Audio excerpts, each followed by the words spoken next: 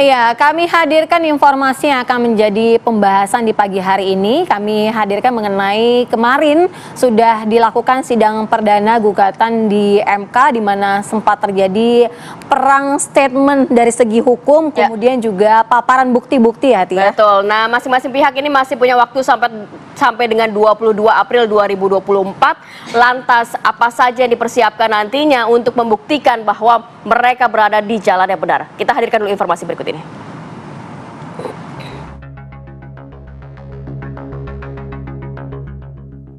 Mahkamah Konstitusi menggelar sidang perdana sengketa Pilpres 2024. Dua pasangan calon dari pihak penggugat Anies Baswedan Muhaimin Iskandar dan Ganjar Pranowo Mahfud MD menghadiri sidang di Gedung Mahkamah Konstitusi Jakarta. Sidang sengketa hasil Pilpres atas perkara yang didaftarkan oleh pasangan calon nomor urut 1 Anies dan Muhaimin dimulai pukul 8 waktu Indonesia Barat dengan agenda pemeriksaan pendahuluan. Sementara sidang atas perkara yang didaftarkan oleh pasangan calon nomor urut 3 Ganjar Mahfud dimulai pada pukul 13 waktu Indonesia Barat. Anies yang mendapat kesempatan menyampaikan pidato pendahuluan menyoroti proses Pilpres 2024 lalu, termasuk beberapa dugaan yang menurutnya sebagai pelanggaran. Di waktu yang berbeda, di ruang sidang Ganjar membeberkan alasan menggugat hasil Pilpres 2024 yang telah ditetapkan KPU. Ganjar mengatakan gugatan bukan hanya soal kecurangan saja, namun adanya penyalahgunaan kekuasaan. Kemudian Mahfud MD juga bicara soal sejumlah hal, termasuk mendorong MK untuk mengambil langkah hukum jelang pemilu. Sidang perdana untuk gugatan Ganjar Mahfud dihadiri langsung oleh Ketua KPU Hashim Asyari sebagai pihak termohon.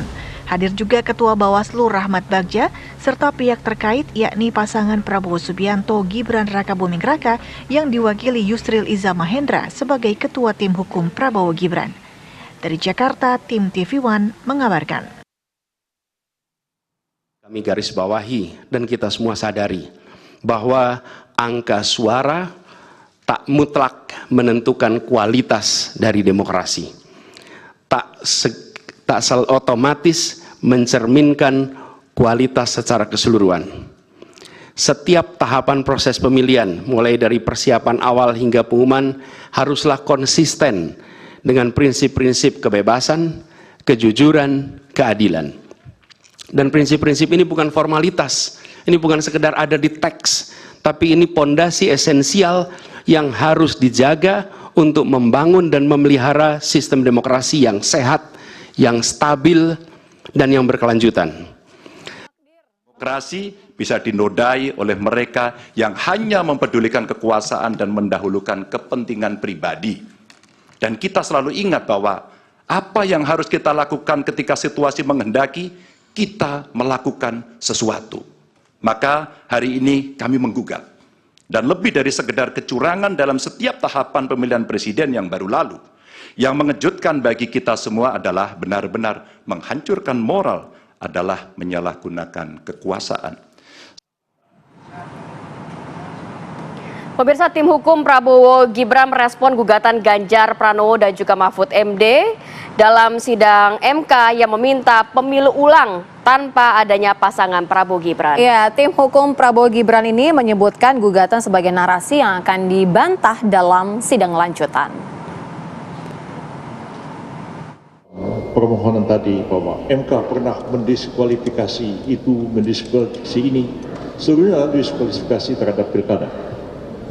Sudah berapa kali MK memeriksa, memutus perkara PHPU pemilihan presiden dan wakil presiden, belum pernah sekalipun Mahkamah Konstitusi membatalkan seluruhnya dan kemudian melakukan pilpres ulang untuk kedua kalinya.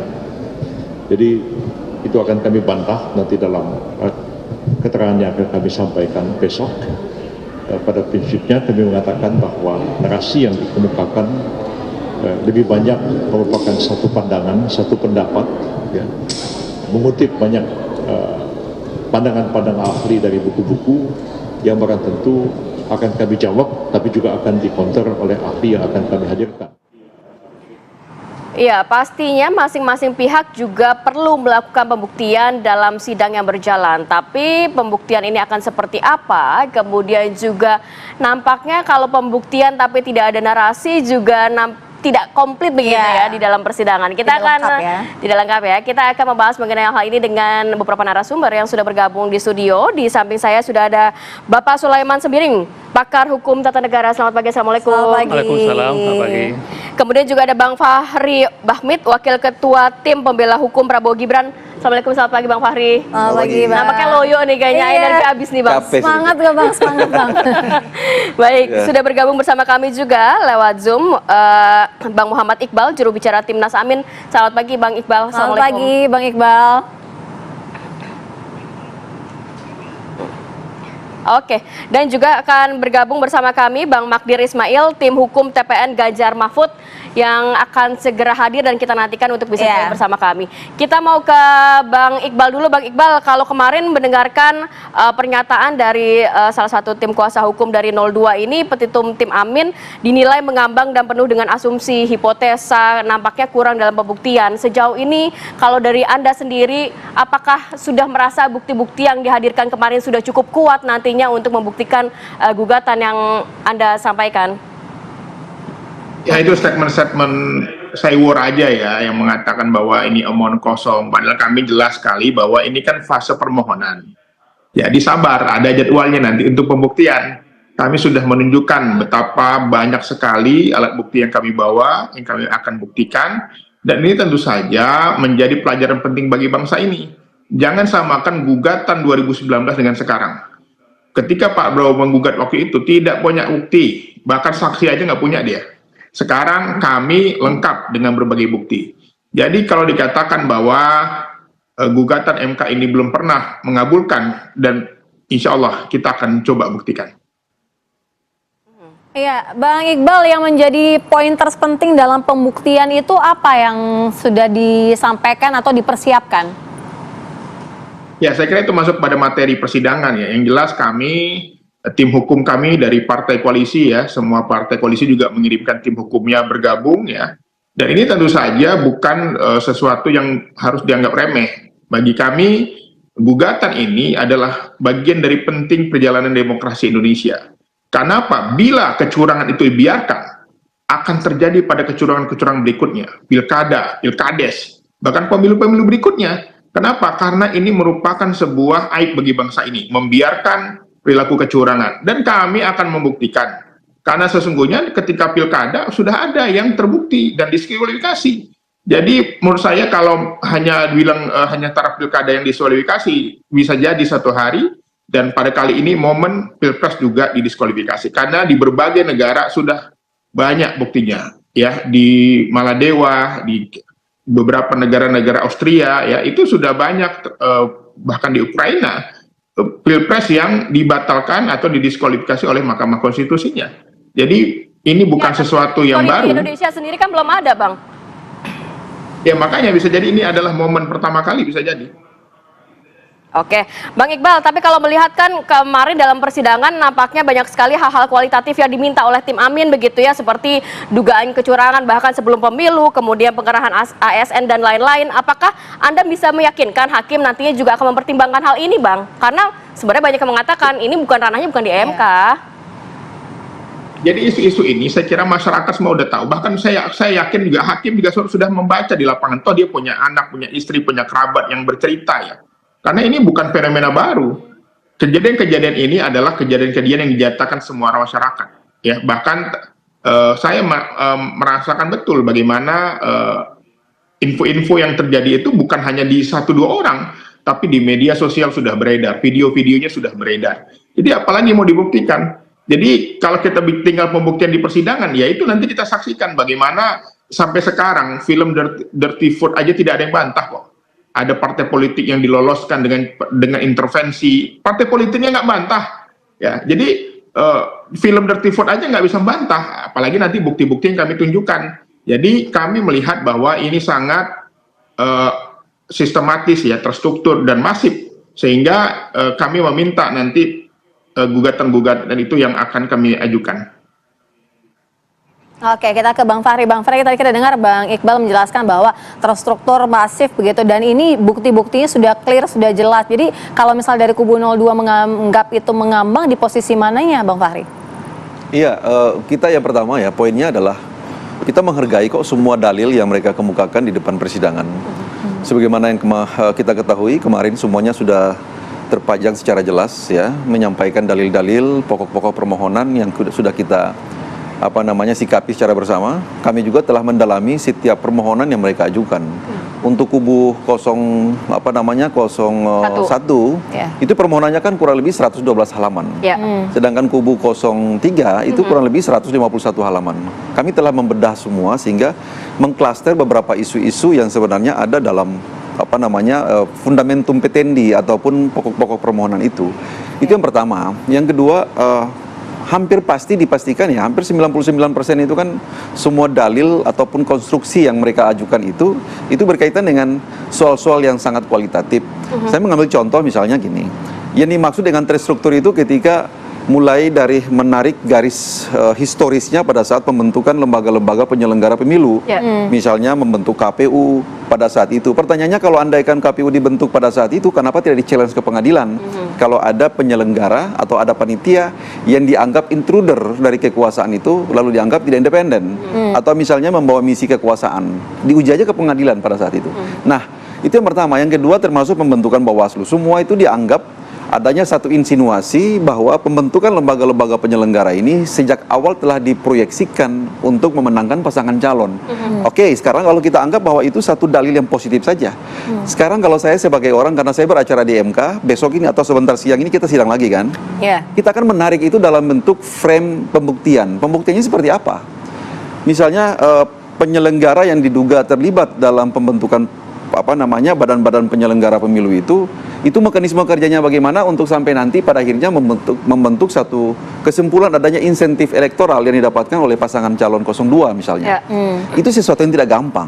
Itu sangat asumtif. Makanya kami berani mengatakan bahwa setiap permohonan, setiap dalil yang mereka kemukakan itu sangat hipotetis gitu loh. Nah, kalau pendekatannya hipotetis, itu konstruksi untuk membangun real evidence, membentukkan alat bukti yang real di depan mahkamah menjadi satu acuan untuk nanti hakim memutus perkara ini, itu sangat abstrak gitu loh. Karena kenapa itu harus diwujudkan dalam bentuk alat bukti yang berbicara, yang bisa menggambarkan fenomena dan peristiwa-peristiwa yang dibangun dalam dalil itu. Itu yang pertama. Yang kedua, sebenarnya kalau kita mau melihat membaca secara cermat, setiap permohonan itu mempunyai konsekuensi yuridis. Karena setiap permohonan itu mengandung dalil. Dalil itu pasti dimintakan untuk dibentuk satu alat bukti. Nah, alat bukti ini yang barangkali sampai dengan saat ini rasa-rasanya sangat sulit ya, secara teoritik itu bisa dibuktikan. Tapi kita hargai pada dasarnya bahwa itu adalah ikhtiar konstitusional yang akan mereka kemukakan ke pengadilan. Ini semuanya serba terbuka. Prinsip peradilan itu menerapkan prinsip audi et alteram partem. Semua pihak diberlakukan sama, diberlakukan secara equal untuk membuktikan apa saja yang mereka persoalkan di depan persidangan MK itu. Dan kami sebagai pihak dari 02 mempunyai kewajiban konstitusional juga untuk membuktikan sebaliknya bahwa apa yang mereka kemukakan itu sesuatu yang tidak benar, sesuatu yang tidak berdasar. Karena prinsipnya kami punya argumentasi untuk mematahkan atau untuk membantah seluruh dalil-dalil seperti itu. Jadi 3 poin yang disampaikan oleh masing-masing tim itu seperti pembatalan penerapan hasil pemilu, kemudian juga diskualifikasi Prabowo Gibran, dan juga pemungutan ulang itu menurut Anda terbantahkan berarti ya? Iya, kita tidak masuk akal ya? Kita tidak mengenal terminologi pilpres ulang. Kita juga tidak mengenal terminologi diskualifikasi. Itu dari mana bahasa itu? Ya kan?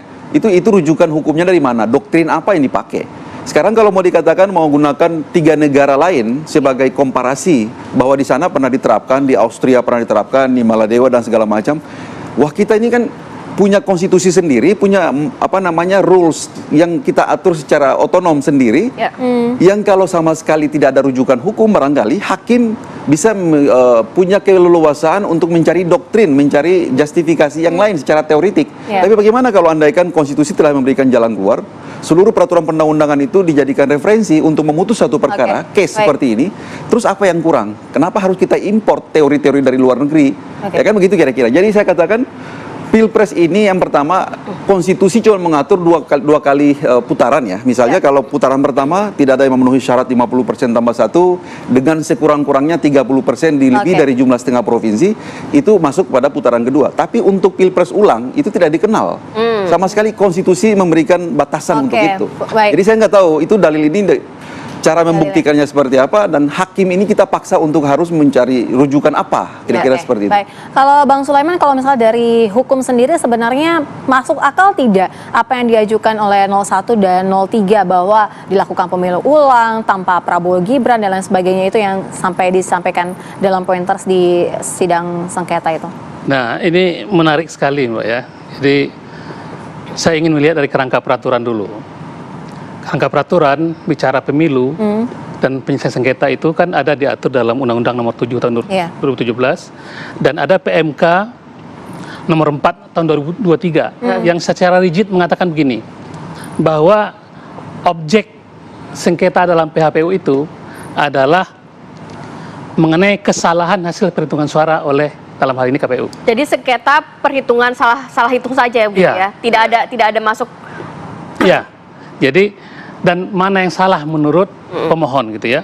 Nah, itu yang harusnya muncul di petitum, di mana permintaan untuk membatalkan penetapan termohon dan kemudian menetapkan hasil perhitungan perolehan suara yang benar menurut pemohon. Berarti menurut prosesnya itu sudah seharusnya bukan proses begitu yang dibahas, tapi lebih kepada hasil. Ya, karena secara kelembagaan memang kita harus taat azas juga.